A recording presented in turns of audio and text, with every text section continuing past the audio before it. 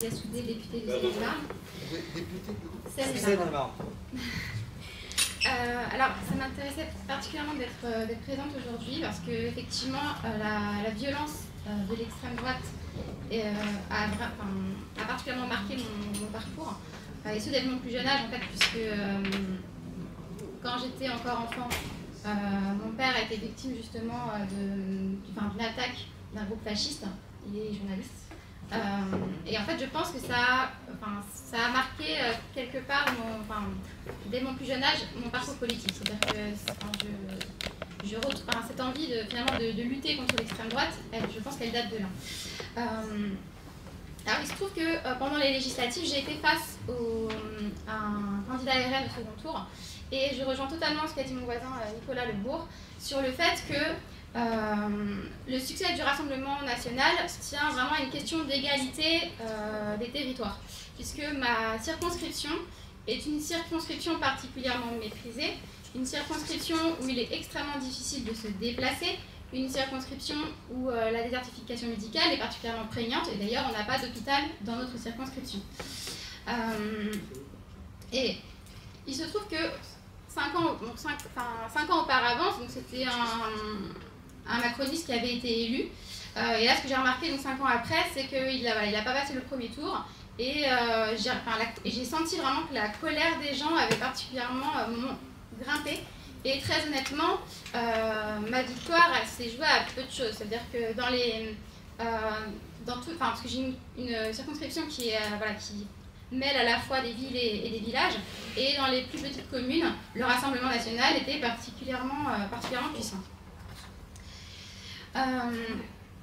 Alors pour lutter contre l'extrême droite, effectivement, on parlait de la justice, on observe effectivement certaines limites. Alors, on parlait du fait effectivement qu'on ne sanctionnait pas forcément les crimes politiques, mais même sur la question même des discriminations, le souci c'est qu'on a la loi Pleven qui se fête les 50 ans, mais qui en fait se borne à condamner des personnes de façon, c'est des condamnations si vous voulez isolées, c'est-à-dire que ça va concerner vraiment des personnes, alors que le problème du racisme et des discriminations sur l'origine, c'est vraiment un problème systémique, donc qui touche à la fois la justice pénale, l'emploi, le logement, la santé, l'éducation, etc. Donc ça aussi c'est une forme de limite de la justice sur laquelle il faut pouvoir agir. Je pense aussi que d'un point de vue législatif, il est important aussi, comme vous parlez des médias, du fait que les médias jouent un grand rôle sur la banalisation du fascisme. Je pense qu'il est très important d'œuvrer d'un point de vue législatif là-dessus, et je suis très inquiète quand je vois finalement que la taxe pour l'audiovisuel public a été supprimée. Voilà. Et je tiens à signaler qu'on a déposé une proposition de loi dans l'optique de lutter contre la concentration dans les médias et dans l'industrie culturelle, dans cette même optique de défendre finalement la presse indépendante face aux grands groupes menés par des milliardaires avec des convictions un peu douteuses. Donc, effectivement, il est important d'œuvrer d'un point de vue législatif. Il est important également de se réapproprier le poids des mots. Parce que comme ça a été dit, finalement, donc le Rassemblement national a cette volonté de se faire passer pour des gens fréquentables. Et déjà, dans la formation Campus Bleu Marine proposait dans son petit guide du militant des formations sur comment éviter les impairs de langage, apprendre à se comporter avec la presse, comment soigner les affaires. Ça, on l'a retrouvé pendant la rentrée parlementaire quand Marine Le Pen. En fait, ils sont tous arrivés avec leur costume, effectivement, avec leur petit tailleur, et puis ils ont tout de suite commencé à nous fustiger sur nos tenues, etc. Alors moi, j'étais avec une petite robe à fleurs, donc forcément, c'était pas très bien vu. Je ne parle pas de mon voisin qui avait un jean, tout de suite comparé à un zadiste, enfin voilà. donc, il joue vraiment sur ce côté respectabilité, et c'est pour ça qu'ils font effectivement très attention à leur langage. Donc c'est comme ça qu'on s'est retrouvé des Français d'abord en 1984 de Jean-Marie Le Pen à la préférence nationale. Il y a vraiment c'est une vraie manœuvre sémantique. Mais ce qui m'inquiète quand je parle de faire attention à effectivement de se réapproprier le poids des mots, c'est que pendant qu'ils eux cherchent effectivement à garder une certaine soi-disant respectabilité, et que d'ailleurs je tiens à dire qu'effectivement quand on parlait de l'extrême droite n'existe plus, je ressonge là tout à coup effectivement aux propos qui ont pu être tenus dans l'hémicycle à un moment donné par une députée donc, du Rassemblement National, Laure Lavalette, je crois que c'est elle qui a dit ça, qui a dit que non, vous dites n'importe quoi, on n'est pas de l'extrême droite, etc. Voilà, donc effectivement il joue beaucoup là-dessus. Mais ce qui les aide beaucoup, c'est qu'en fait, effectivement pendant ce temps-là, et ça a été dit je crois par Jérôme Piersanti, on a pendant ce temps-là d'autres députés, des députés d'autres partis qui se réapproprient leur langage. Et c'est ça qui brouille toutes les pistes. Encore cette semaine, c'était hier, en commission des affaires étrangères, on a discuté de l'immigration.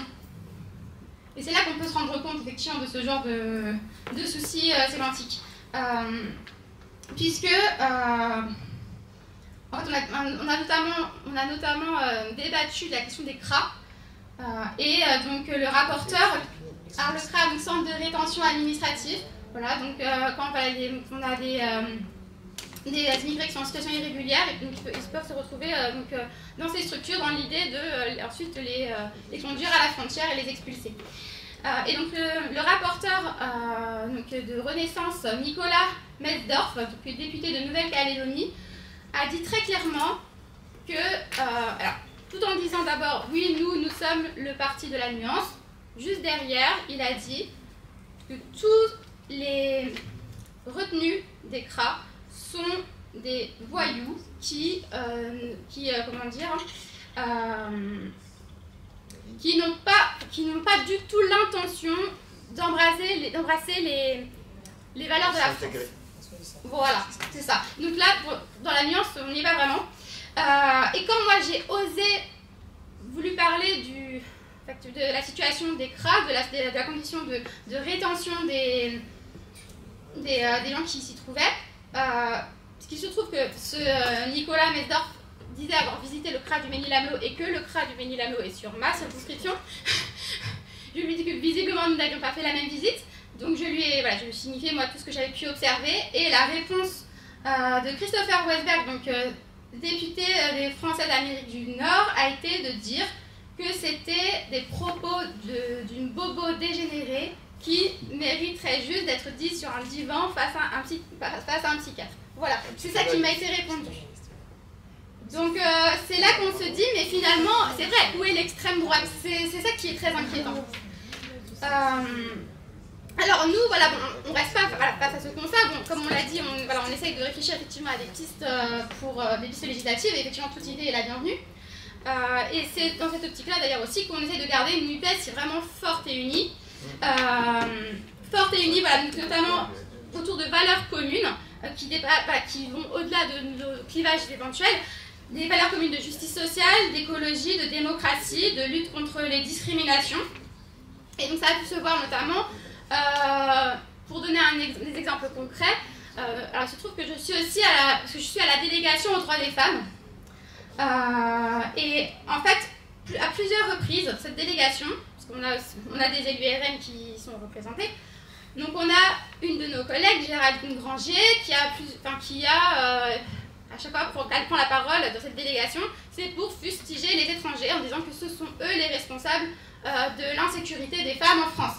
Donc, ce à quoi nous avons rédigé une lettre à l'initiative de Fatia Keloua Hachi, pour protester en disant que nous sommes là pour défendre les droits des femmes et pas pour discriminer d'autres personnes. Ça n'aurait aucun sens. Voilà.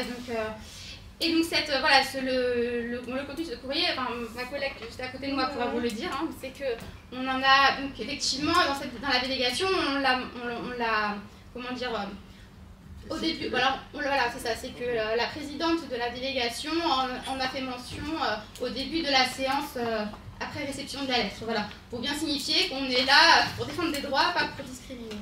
Voilà. Et je tenais vraiment à dire qu'il faut bien marquer aussi, effectivement, bien montrer aux gens que, et c'est ce qu'on essaie de faire, que le RN est clairement pas au-delà même des questions effectivement de discrimination, de violences diverses et variées, c'est aussi le parti qui n'est pas le parti du pouvoir d'achat. Et pour donner un exemple qui date d'aujourd'hui, là, en pleine commission, le RN a proposé fièrement d'augmenter les AESH de 63 centimes par mois. Donc ça montre bien que tout au mieux ils font la charité, voilà. Ce sont les aides en situation de handicap. Oui, les AESH, c'est effectivement les aides pour les élèves en situation de handicap. Voilà, qui vivent avec un salaire de misère. Donc voilà, c'est pour montrer à quel point ils ne sont pas dans l'aide aux plus démunis. Voilà, tout au mieux, ils proposent la charité. Et je pense que ça peut parler aux gens parce que dans la situation où on se trouve actuellement avec des fins de mois de plus en plus difficiles, je pense que c'est très important de mettre l'accent là-dessus. Bravo.